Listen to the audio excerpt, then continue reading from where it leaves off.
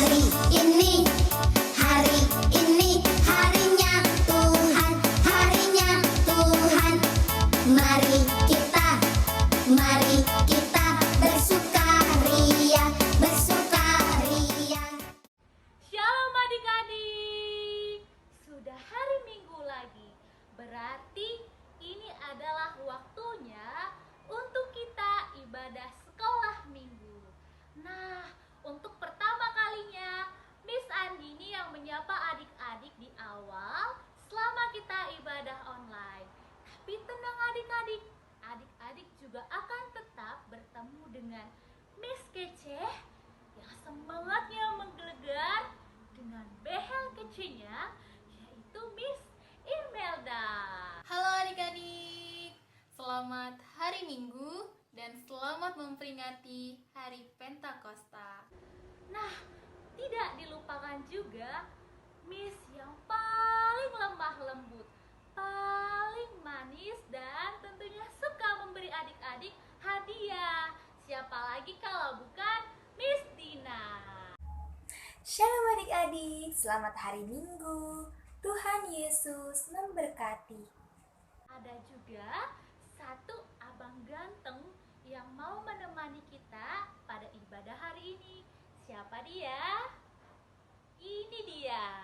Halo adik-adik, selamat hari Minggu, selamat beribadah, Tuhan Yesus memberkati. Baiklah adik-adik, kita akan memulai ibadah kita. Tapi sebelum kita memulai ibadah kita, mari kita saat teduh sejenak. Nanti setelah saat teduh, Miss Andini akan memimpin kita di dalam doa. Saat teduh dimulai.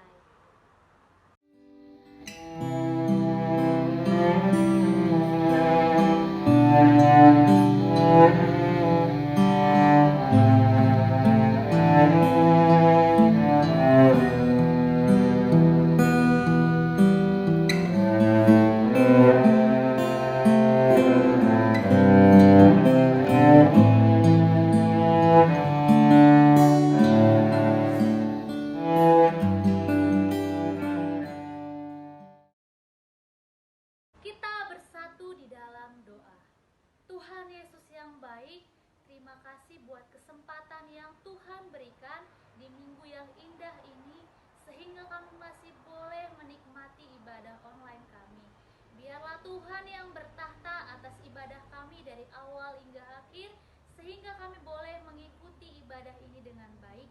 Di dalam nama Tuhan Yesus, kami berdoa dan mengucap syukur. Amin. Nah adik-adik, tema ibadah kita pada hari ini adalah Pentakosta. Itu sebabnya Miss Andini menggunakan topi bergambar api, karena Pentakosta itu artinya adalah turunnya Roh Kudus.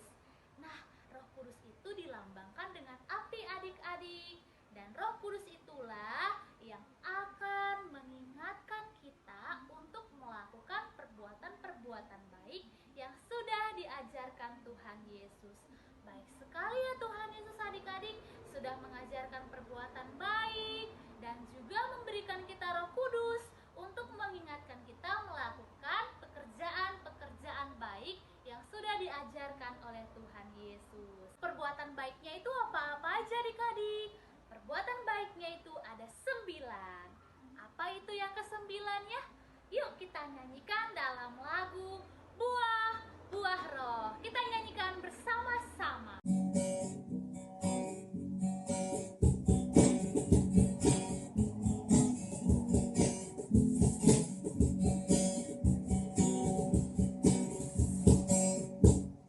Sukacita, damai sejahtera, kesabaran, kemurahan, baikan, kesetiaan, kelemah lembutan, kekuasaan diri.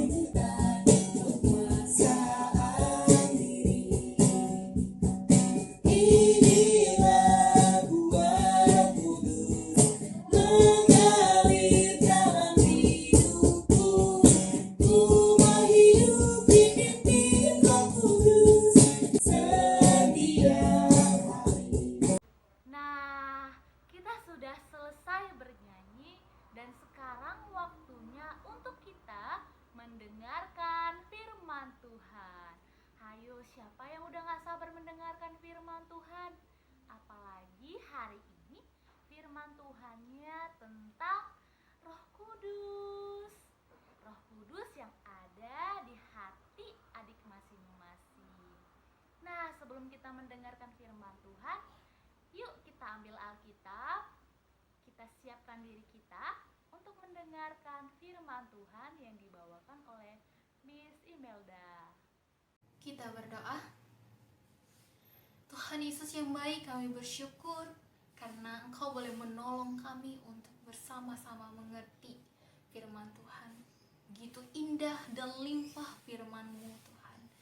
Biarkan lewat firman-Mu kami boleh semakin mengenal Allah melalui pribadi Yesus yang telah mendamaikan hubungan Allah dengan manusia. Dan oleh karena pekerjaan Roh Kudus yang memampukan kami untuk boleh selalu rindu datang kepada Tuhan. Kami mau mendengarkan firman-Mu Tuhan.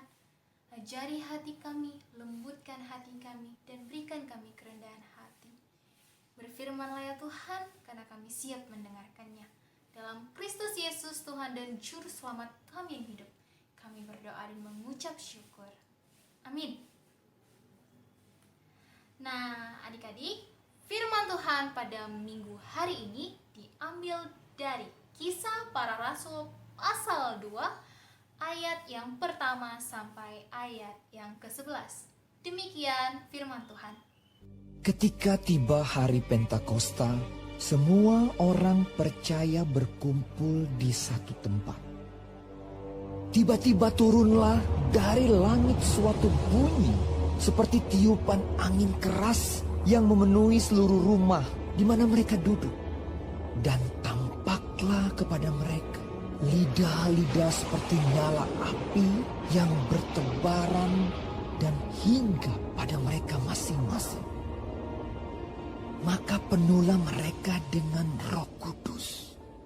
Lalu mereka mulai berkata-kata dalam bahasa-bahasa lain, seperti yang diberikan oleh Roh Kudus itu kepada mereka untuk mengatakannya. Waktu itu di Yerusalem, diam orang-orang Yahudi yang saleh dari segala bangsa di bawah kolong langit. Ketika turun bunyi itu, berkerumunlah orang banyak. Mereka bingung karena mereka masing-masing mendengar rasul-rasul itu berkata-kata dalam bahasa mereka sendiri. Mereka semua tercengang-cengang dan heran, lalu berkata, "Bukankah mereka semua yang berkata-kata itu orang Galilea? Bagaimana mungkin kita masing-masing mendengar mereka berkata-kata dalam bahasa kita sendiri, yaitu bahasa yang kita pakai di negeri asal kita? Kita orang Partia, Media, Elam, penduduk Mesopotamia, Yudea dan Kapadokia, Pontus dan Asia, Frigia dan Pamfilia, Mesir dan daerah-daerah Libya yang berdekatan dengan Kirene, pendatang-pendatang dari Roma, baik orang Yahudi maupun penganut agama Yahudi, orang Kreta dan orang Arab. Kita mendengar mereka berkata-kata dalam bahasa kita sendiri tentang perbuatan-perbuatan besar yang dilakukan Allah." Hari ini kita merayakan dan memperingati Hari Pentakosta. Hari turunnya Roh Kudus. Hari lahirnya gereja mula-mula. Pentakosta berasal dari bahasa Yunani, yaitu Pentekoste, yang artinya 50. Jadi, hari Pentakosta adalah hari ke-50 setelah Yesus bangkit dari kematian. Pembagiannya 40 hari setelah Yesus bangkit dari kematian ditambah 10 hari setelah Yesus naik ke surga. Nah, sebelum Yesus naik ke surga, Yesus berfirman bahwa akan ada Roh Kudus yang dijanjikan oleh Bapa menyertai mereka. Sehingga murid-murid Yesus dan orang-orang Galilea yang menyaksikan Yesus terangkat naik ke surga harus berdiam di Yerusalem sampai Roh Kudus yang dijanjikan Bapa tergenapi. Nah, itu ada dalam Kisah Para Rasul 1 ayat 4. Yesus melarang mereka pergi dari Yerusalem sampai Roh Kudus yang dijanjikan Bapa tergenapi dan tercurah dan turun atas mereka. Nah, janji Bapa digenapi secara sempurna. Roh Kudus turun atas murid-murid, atas mereka orang-orang Galilea yang berdiam di Yerusalem. Nah, Miss, saya mau tanya dong, gimana sih peristiwa turunnya Roh Kudus? Turunnya Roh Kudus didahului dengan 2 tanda. Ingat ya, 2 tanda. Tanda yang pertama, dari langit turun suatu suara tiupan angin yang sangat keras yang memenuhi Yerusalem, tempat mereka berada, bahkan sampai ke rumah-rumah. Dan yang kedua, tampaklah lidah-lidah seperti nyala api yang bertebaran dan hinggap di atas mereka. Nah, kalau tadi tuh yang seperti dicontohkan Miss Andini, itu di atas mereka ya. Kemudian mereka penuh dengan Roh Kudus. Karena mereka penuh dengan Roh Kudus, mereka berkata-kata dalam perkataan yang dapat dimengerti, dipahami, dan dimengerti oleh orang-orang yang berkumpul di Yerusalem dari segala bangsa dengan suku bahasa yang berbeda. Maksudnya, Miss? Maksudnya contohnya begini. Misalnya contohnya Miss Imelda, orang Indonesia. Miss berkata-kata tentang pemberitaan Injil, tentang Yesus yang disalibkan, kemudian bangkit dari kematian, naik ke surga. Nah, Miss berkata-kata dalam bahasa yang dimengerti oleh Duma. Misalnya Duma orang Roma, Bayu orang Korea, kemudian Rachel orang Jepang, siapa lagi? Jessica orang Spanyol, atau Lily orang Afrika. Jadi Miss adalah orang Indonesia berkata-kata dalam perkataan yang dimengerti oleh Duma, Bayu, Rachel, Jessica, dan juga Lily dari bahasa dan bangsa yang berbeda. Mereka berkata-kata dalam perkataan yang dapat dimengerti dan dipahami oleh semua orang dari segala suku, bangsa, dan bahasa yang berbeda. Oh, ada di firman ya, Miss? Iya, dalam Kisah Para Rasul tadi, bacaan ayat yang pasal yang kedua, ayat yang ke-8 sampai ke-11. Bunyinya demikian. Bagaimana mungkin mereka mengerti bahasa yang kita perkatakan, sementara mereka adalah orang-orang Galilea, sedangkan kita adalah orang dari Partia, Media, kemudian Mesopotamia, kemudian Yudea, Kapadokia, Pontus, Asia, Elam, Frigia, Pamfilia, Mesir, Libya dekat Kirene, pendatang dari Roma, orang Yahudi, orang yang menganut agama Yahudi, orang Kreta, bahkan orang Arab. Itu adalah pekerjaan Roh Kudus yang begitu luar biasa, tidak terselami, tidak terselidiki, hebat, dan ajaib. Nah, maknanya adalah pemberitaan Injil diberitakan agar semua orang yang belum mengerti menjadi mengerti, bukan yang sudah mengerti menjadi tidak mengerti. Makna dari perkataan bahasa yang para rasul dan murid-murid Yesus perkatakan adalah untuk memberitakan Injil tentang Kristus Yesus, tentang perbuatan-perbuatan Allah yang digenapi di dalam Yesus, sehingga mereka menjadi percaya dan mengerti. Mereka menjadi percaya. Dalam surat Kisah Para Rasul mencatat bahwa orang yang percaya bertambah jumlahnya menjadi 3.000 jiwa. Nah, oleh karena itulah pada saat Pentakosta disebut sebagai hari lahirnya gereja. Karena kesaksian yang para murid dan rasul kerjakan, membuat orang-orang percaya menjadi bertambah. Nah, selanjutnya kita udah belajar tentang pengertian Pentakosta. Kita udah belajar tentang peristiwa turunnya Roh Kudus. Sekarang kita belajar dong tentang arti dan makna dari turunnya Roh Kudus. Apa ya, Miss? Arti dan makna dari Pentakosta? Miss kasih clue. Cluenya demikian. Ada yang ingat cerita hari Kamis minggu lalu dalam perayaan hari kenaikannya Tuhan Yesus? Firman Tuhan diambil dari Kisah Para Rasul 1 ayat 6-7.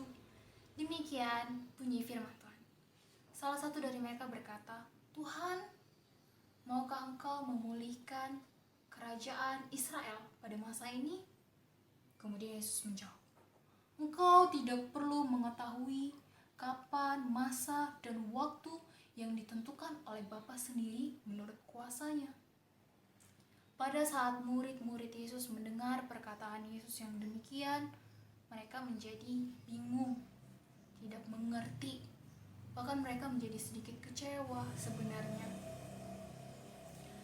Perasaan murid-murid Yesus ini kalau diilustrasikan seperti ini. Misalnya, Revan dan Lily lagi menonton pertandingan Liga Sepak Bola. Ini adalah pertandingan antara Persija lawan Persebaya. Internasional dong, Miss. Oh, oke. Manchester United lawan Liverpool. Kemudian mereka menyaksikan live streaming nih. Pada masa itu siarannya langsung. Nah, pada menit-menit terakhir, skor pertandingan dua tim sepak bola sama. Skornya 2-2. Tapi tiba-tiba terjadi penalti. Dan yang mengerjakan penalti ini adalah tim kesukaan dan andalannya Lily dengan Revan. Nah, kemudian detik-detik menuju penalti, para pemain yang akan menendang bola menuju ke gawang, Lily saksikan, Lily melihat, dan ayo, cepat, ayo, gol, kata Lily. Kemudian Revan hanya diam. Dia diam dan dia menantikan kaki itu. Revan menyaksikan dengan sesama, dengan fokus. Kakinya diayunkan, kaki pemain itu diayunkan hingga bola ketendang, bola melayang dan TV-nya mati. Listriknya padam. Demikianlah gambaran dan perasaan yang dirasakan murid-muridnya Yesus dan orang-orang yang percaya yang menyaksikan Yesus naik ke surga. Kenapa, Miss? Kenapa mereka kecewa? Kenapa mereka tidak mengerti? Kenapa mereka bingung? Karena murid-murid Yesus berpikir bahwa pada saat mereka berjalan dari Galilea sedikit lagi menuju Yerusalem, mereka akan menyaksikan pelantikan dan penggenapan Yesus sebagai raja yang kerajaannya kekal. Ini seperti yang dinubuatkan oleh Nabi Daniel dalam kitab Daniel pasal yang ke-7 ayat yang ke-14. Melewati kehidupan yang sampai pada hari ini, kita mungkin tidak mengerti, kita mungkin kecewa, kita mungkin tidak paham, kita bertanya. Tapi Yesus adalah pengharapan yang sejati. Mari belajar seperti murid-murid Yesus. Walaupun mereka bingung, mereka belum mengerti. Seharusnya Yesus yang dilantik di Yerusalem untuk memulihkan kerajaan Israel, ternyata Yesus naik ke surga. Karena mereka bingung, maka mereka menatap ke surga. Kemudian malaikat berkata, "Kenapa engkau menatap ke surga? Mengapa engkau menatap ke langit? Yesus yang naik ke surga itu akan datang kembali," katanya. Makanya ketika malaikat mengatakan hal itu, murid-murid Yesus berusaha tetap bangkit, berusaha tetap mengerjakan apa yang Yesus perintahkan, bahwa mereka tidak boleh meninggalkan Yerusalem sebelum terjadi kegenapan janji roh yang dijanjikan oleh Bapa bagi mereka. Makna dari turunnya Roh Kudus memberikan kekuatan serta penghiburan bagi hidup kita. Dia adalah penolong yang Bapa janjikan untuk menolong hidup kita. Mereka murid-murid Yesus yang pada awalnya bingung, tidak mengerti, pada akhirnya menjadi mengerti dan berpengharapan, dan semakin teguh berpengharapan kepada Yesus. Sehingga murid-murid Yesus menjadi berani dan tidak gentar untuk bersaksi, menjadi saksi Yesus ke Yerusalem, Yudea, Samaria, bahkan sampai ke ujung bumi. Seperti pesan agung yang Yesus sampaikan sebelum dia naik ke surga. Kisah Para Rasul 1 ayat 8. Roh Kudus turun atas kita memberikan kekuatan dan penghiburan agar kita tetap teguh berpengharapan di dalam Tuhan dan tetap teguh untuk bersaksi tentang Yesus yang adalah Tuhan dan Juru Selamat melalui kehidupan kita seutuhnya. Nyala api Roh Kudus itu sekarang ada di dalam hati kita. Jangan kita padamkan nyala api Roh Kudus yang ada di dalam hati kita. Ketika kita diingatkan, ditegur, dievaluasi, mari segera bertobat dan mengerjakan. Bagaimana kita tahu pekerjaan Roh Kudus dalam hati kita? Dia akan membuat hati kita menjadi tidak damai sejahtera ketika kita mengerjakan dosa yang tidak berkenan di hadapan Allah. Pekerjaan Roh Kudus menjadikan kita orang-orang yang teguh berpengharapan kepada Yesus. Pekerjaan Roh Kudus menolong kita agar kita rindu dan semakin mau bersaksi tentang Yesus yang adalah Tuhan dan Juru Selamat melalui hidup kita, cara hidup kita, sikap hidup kita. Dosa akan membuat nyala api Roh Kudus menjadi padam. Jadi jangan dipadamkan ya. Karena nyala api Roh Kudus itu akan tergenapi dengan sempurna. Bagaimana, Miss? Karena hasil dari pekerjaan Roh Kudus itu membuat kita menjadi orang-orang yang menghidupi buah-buah roh. Seperti yang dinyanyikan oleh Miss Andini di awal tadi. Nah, sekarang Miss mau nyanyikan dengan nada yang berbeda dan ada gerakannya. Kasih, sukacita, damai sejahtera, kesabaran, kemurahan, kebaikan, kesetiaan, kelemah lembutan, dan penguasaan diri. Sekali lagi. Kasih, sukacita, damai sejahtera, kesabaran, kemurahan, kebaikan, kesetiaan, kelemah lembutan, dan penguasaan diri. Demikian firman Tuhan, kita berdoa. Sungguh indah firman-Mu ya Tuhan. Oleh karena pekerjaan Roh Kudus-Mu, kami menjadi percaya kepada Allah Tritunggal. Oleh karena pekerjaan Roh Kudus-Mu, kami boleh meneladani dan mengenal Yesus, sehingga kami manusia berdosa boleh berhubungan dan memiliki relasi dengan Allah di dalam Yesus.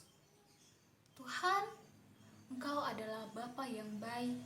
Biarkan Roh Kudus Tuhan yang menolong kami, menuntun kami memberikan kekuatan dan penghiburan agar kami tetap teguh berpengharapan dalam menjalani kehidupan kami. Banyak hal yang tidak kami mengerti, Tuhan. Tapi lagi-lagi kami mau diingatkan dan percaya dan diteguhkan bahwa Engkau adalah Allah, adalah kasih, dan segala sesuatu yang Tuhan kerjakan adalah untuk kebaikan dan untuk menyatakan kasih-Mu bagi kami. Terima kasih buat firman-Mu hari ini. Dalam Kristus Yesus kami berdoa dan mengucap syukur. Amin. Nah, adik-adik, ayat hafalan kita hari ini terambil dari Kisah Para Rasul 1 ayat 8 yang isinya, tetapi kamu akan menerima kuasa kalau Roh Kudus turun ke atas kamu, dan kamu akan menjadi saksiku di Yerusalem dan di seluruh Yudea dan Samaria dan sampai ke ujung bumi. Dan seperti biasanya, ayat hafalannya harus dituliskan di buku tulisnya ya adik-adik, karena Miss Sekolah Minggu akan ada hadiah buat setiap adik-adik yang rutin menuliskan ayat hafalan di buku tulisnya. Nah, sekian ibadah kita pada minggu hari